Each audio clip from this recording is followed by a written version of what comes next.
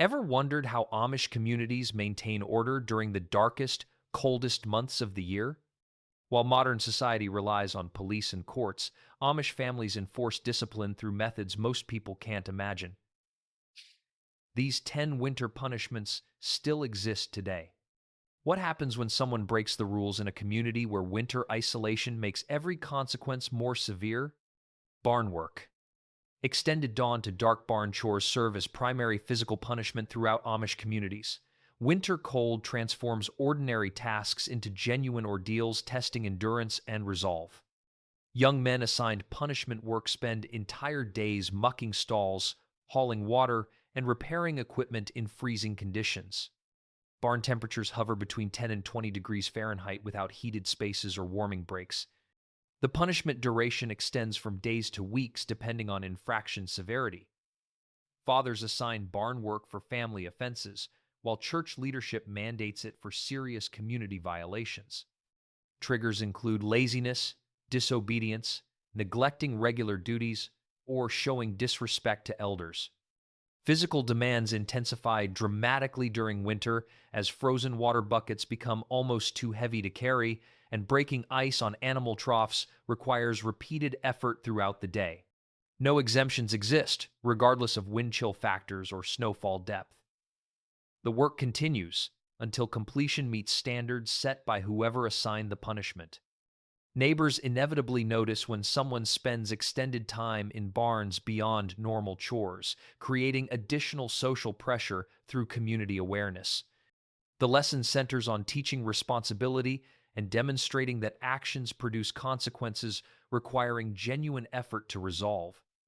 Generations of Amish families have used winter work as character building, believing physical labor develops moral strength. Teenagers typically receive the harshest barn punishments as preparation for adult responsibilities. Modern observers often view this as excessive, but Amish communities see it as necessary preparation for demanding agricultural life. The same tasks assigned during summer become exponentially harder when performed in winter cold, amplifying the corrective impact. Most young men learn their lessons and avoid repeat offenses after experiencing this punishment. Food restriction. Limited meal portions or deliberately simple foods serve as discipline for moderate infractions. This isn't starvation but intentional simplicity, restricting offenders to plain bread, water, and basic vegetables. Punishment typically lasts 1 to 3 days while teaching lessons about gratitude and appropriate behavior. Family table dynamics shift dramatically as the offender eats separately or receives their portion last after everyone else finishes. Parents enforce food restriction for children while church leadership mandates it for adults in serious cases. Triggers include greed, wastefulness, complaining about meals, or creating family conflict through selfishness. The symbolism teaches appreciation for abundance through temporary deprivation. Winter context makes this especially impactful, as offenders miss hearty stews and warm comfort foods that make cold months bearable. The psychological impact intensifies as restricted individuals watch family members enjoy full meals together. Biblical fasting traditions provide theological foundation, framing restriction as spiritual discipline rather than mere punishment. Elders monitor health carefully, ensuring restriction doesn't cause physical harm, especially to growing children. Age-appropriate variations exist, with children receiving milder versions while adults face stricter limitations. Extended family members become aware of ongoing discipline, creating community accountability beyond immediate household. The lesson focuses on developing gratitude for daily provision and maintaining family harmony through considerate behavior. Restoration to normal meals happens only after demonstrated attitude change proves the lesson took hold. Church confession. Public confession before entire congregations in unheated church buildings represents one of winter's most dreaded punishments. Church services last 3 to 4 hours in buildings completely lacking heating systems. Winter temperatures inside churches hover between 30 and 40 degrees Fahrenheit throughout services.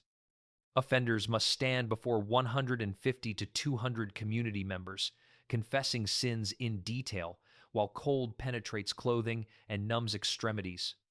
Infractions requiring confession include lying, sexual sin, violence, and repeated disobedience after warnings. The bishop questions the offender publicly, requiring detailed admission of wrongdoing and its circumstances. Community response comes through silent judgment and later private counsel from concerned members. Emotional intensity combines public shame with physical cold discomfort, creating ordeals few forget. Timing follows the Sunday service schedule occurring every other week, meaning confession waits for the next gathering unless infractions are urgent enough to warrant special meetings. Entire families face community judgment alongside the individual offender, understanding that one person's sin affects everyone connected to them. Young children witness these confessions, learning powerful lessons about sin's consequences. Some serious sins require kneeling on cold floors during confession, adding physical discomfort to emotional distress. Confessions must be audible to everyone present, requiring clear voices despite emotional difficulty.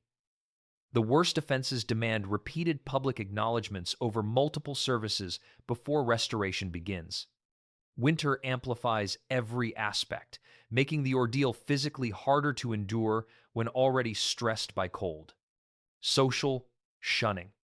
Meidung, complete social avoidance, becomes psychologically devastating during winter isolation. Limited social interaction makes shunning exponentially more harsh when weather confines everyone indoors. Specific rules prohibit eating together, conducting business transactions, or holding casual conversations. Even close relatives must maintain distance from shunned individuals. Shunning duration extends weeks to months until genuine repentance appears demonstrated through changed behavior. Housing impacts include shunned persons, sometimes sleeping in unheated outbuildings rather than family homes.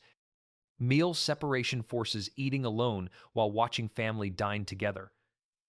Work isolation means completing difficult chores without assistance or companionship during the hardest season. Triggers include adultery, repeated defiance of church authority, refusing confession requirements, or attempting to leave the faith. Winter gatherings like quilting bees, barn activities, and community meals all exclude shunned individuals.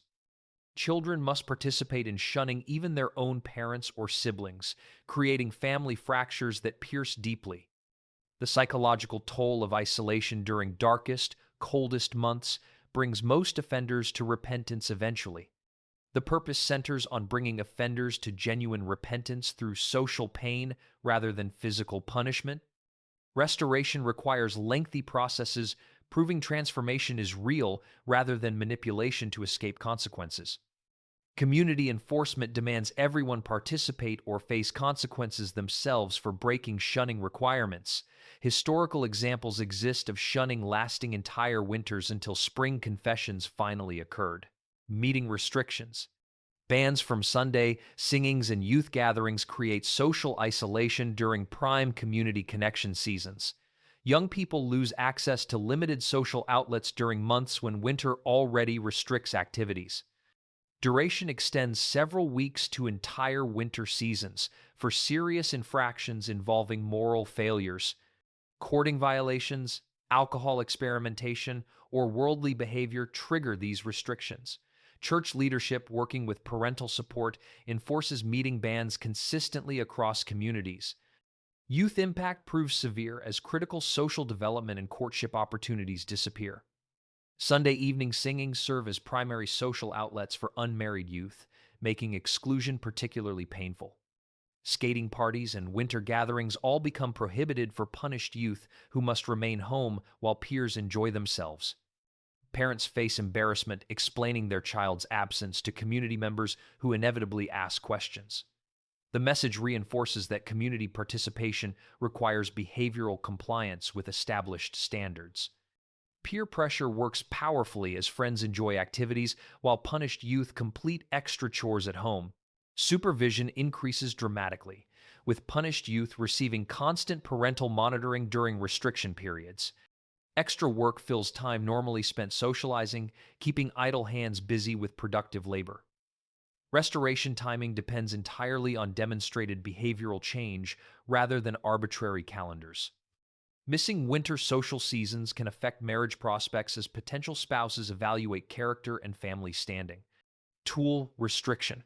Forbidden access to certain tools or equipment serves as punishment, teaching respect for property. Winter relevance becomes obvious when woodcutting equipment or workshop access disappears. Specific restrictions prohibit using valuable tools, forcing work with basic implements only. Duration spans days to weeks, based on infraction severity and damage caused. Carelessness, damaging equipment, persistent laziness, or poor workmanship trigger tool restrictions. Fathers enforce this for sons, while shop owners mandate it for young employees learning trades. Efficiency loss becomes immediate as tasks require much longer completion times without proper tools. Hand sawing firewood versus using powered equipment in bitter cold creates genuine physical hardship.